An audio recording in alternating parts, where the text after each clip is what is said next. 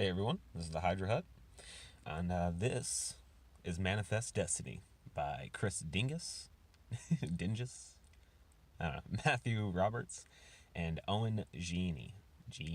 This is Volume 1, Flora and Fauna. This collects issues 1 through 6. Manifest Destiny is by Skybound, which is a subsidiary company of Image Comics. I don't know why Image has subsidiary companies, to be completely honest, because they got quite a few. You're already the biggest indie company. You don't need indie versions of yourself. But anyway,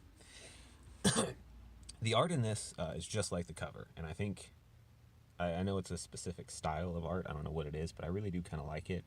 It's semi-cartoony, almost looks like concept art for like an independent game, which I think is pretty neat. The back has got this sweet hatchet and an axe. This was $10, and honestly, I'm going to recommend it. I'm going to try and do this review without spoiling anything, but definitely check this out. At least 1 through 6 are great. I really enjoyed it. So this is historical fiction. If you're not familiar with historical fiction, that's where they take something that happened in real life and then they create a fictional story about it. Alan Moore, lots of people are real famous for this. V for Vendetta is fictional history. Sherlock Holmes is fictional history. Most of what Sir Arthur Conan Doyle wrote is technically fictional history. I do like it. Most people have a tendency to kind of do fictional history where they rewrite what actually happened to try and make it fit their beliefs. This doesn't do that, which is nice. This really just focuses on the story. One thing that's a little weird, so the term Manifest Destiny. When most people think Manifest Destiny, they think of the expansion of the West in America, because that's kind of what we use to overall explain that. Funny part is, though, Lewis and Clark expedition was 1804 to 1806. Started in 1804, ended sometime in 1806. The president at that time was Thomas Jefferson. And they actually mention that in the book, while Lewis and Clark are doing some small talk that's kind of setting the scene and explaining where they are and what's going on. But the term Manifest Destiny was actually, the term and the theory was actually created by a man named John L. O'Sullivan. The first time he wrote about it was in 1839, and he didn't actually call it Manifest Destiny. It was just the idea behind it that he talked about in his article. But 6 years later, in 1845, he wrote, touching on the same subject, but he actually referred to it as a manifestation of destiny, and did that throughout the article a couple of times. And that was really the first time Manifest Destiny was ever seen. And then a year later, he did another one where he really specifically called it Manifest Destiny. And then another funny thing about Manifest Destiny is the term never would have taken off if it wasn't for the Whig Party, who was extremely against it and used to try and talk sarcastically about it to put down people who believed in it.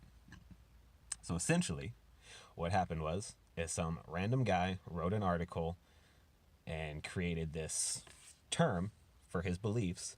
The opposition tried to mock it, and it basically got memed into an actual term. So, Manifest Destiny is an OG meme. Also, I'm not sure why they called it this when the idea of Manifest Destiny happened 33 years after the Lewis and Clark expedition, but it made me want to read the book, so I'm okay with that. So, inside, we start off, look at this, the art is all like this. It's not like amazing and epic, but I really enjoy it. I like it. The colors are nice, captivating. The dialogue carries really well. A lot of Lewis and Clark's stuff is presented as these like journal excerpts. Anyway, we start off just basically learning about all the people that's in the party. We find out that Lewis and Clark have some criminals working with them, basically expendables. The humor in this is actually pretty funny. I enjoyed it, at least. When they're supposed to laugh, I laughed. I would say, I don't know, I binge read the book. It's decent. But we get a lot of information about all the characters to kind of set up the scene for what's going to happen. And as the book's going on, they're kind of alluding to the fact that there's more than just exploring the West and finding out about what's going on. The men are all a little bit nervous, but overall I was thinking it was just going to be your standard historical fiction. And we see this great big ark that they find alongside the river. Obviously nothing you've ever seen in America before. So this is where I started thinking, what are they doing here? And I was kind of chomping at the bit, not overly excited about it. But as it keeps going, it gets great. So as the men are checking this out, they end up pulling this flower, this guy right here. Cool looking flower. And as soon as they do, they hear some noise coming out of the woods. And they get attacked by a creature that throughout the book they're constantly trying to come up with a term for, and they eventually settle on centaur or minotaur, simply because they don't have a better reason or a better classification for it. But and this guy right here, he's one of the bad guys. He's the first one to really figure out that everybody in the group has no family. Nobody's going to miss them if they're dead. So he's pretty certain all the criminals are being used as human fodder, and the soldiers were specifically picked so that it wouldn't matter if they died. Again, hinting that there's more to this story than standard Lewis and Clark. Sorry if my voice is a little weird. I'm, I think, getting sick. Not entirely sure. Anyway, this is when we finally see that this is got a lot of fantasy in it.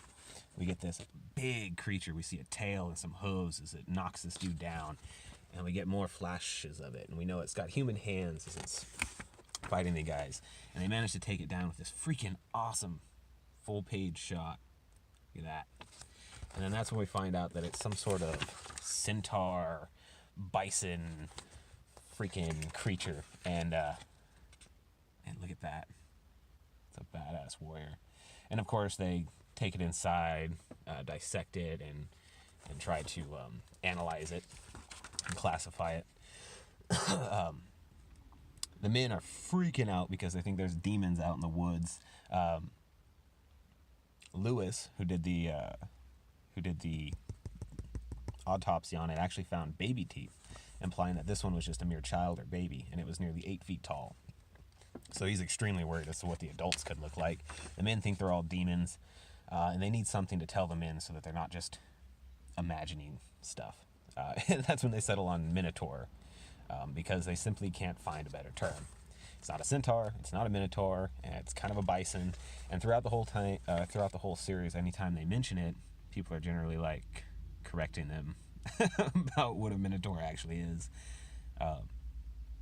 Anyway, as the expedition continues, they see this woman, who we can see is not a normal woman. She has strange green eyes. She looks kind of woody and naked. And she ends up committing suicide, but she doesn't scream. And that really weirds Lewis and Clark out. As they're talking about it, they bring up the fact that they marched a bunch of Indians off of a cliff, and that when people fall to their death, they most definitely scream, and she was silent through the whole fall. And then they find an impression on the ground. It looks kind of like a plant creature, human thing, decomposing away into the dirt. And then that's when they get attacked by the adults. And we see a whole bunch of different style of these creatures that are inhabiting the wild, wild west as they chase them in. The men have managed to escape to a large fort that they think is deserted. It ends up turning out that it is not a deserted fort, and there's actually some creatures living inside. What it is kind of like zombies, but plant-based zombies. It's a fungus that takes over, eats you from the inside, and turns you into a plant monster, and gives them a hive mind. And that's where the flora and fauna come from. The flora are the plant monsters, the fauna are the bison monsters, which I thought was pretty neat. I'm not going to show you any more because I don't want to ruin too much, and I really do want you guys to check this out. You know what? Let's look at the plant monsters real quick. Here's an idea of what they look like. Look at that. Awesome creatures. They do end up meeting some other humans inside. We do get introduced to Sacagawea in this. She is of course, a badass who manages to kill all of the minotaur, bison, centaur creatures that slaughtered their crew. And she does it solo. She's also got the French trapper, who's, everybody knows. I forget what his name is, but he's just as much of a pervert in this as he is in all other representations of the guy. And the book is also very crude, especially the criminals like to talk about women's cunnies in some very detailed and grotesque ways. So I wouldn't let a kid read this, but if you're this is current year. If you're 13 or older, then you're old enough to read this book. Definitely check it out. There's a lot of foreshadowing, a lot of good writing, a lot of good dialogue. I'm a big fan. I really like it. I have never read anything by Mr. Dingess or Mr. Roberts or Gieni, but big fan of this, guys. Anyway, Hail Hydra, baby. Y'all have a good one.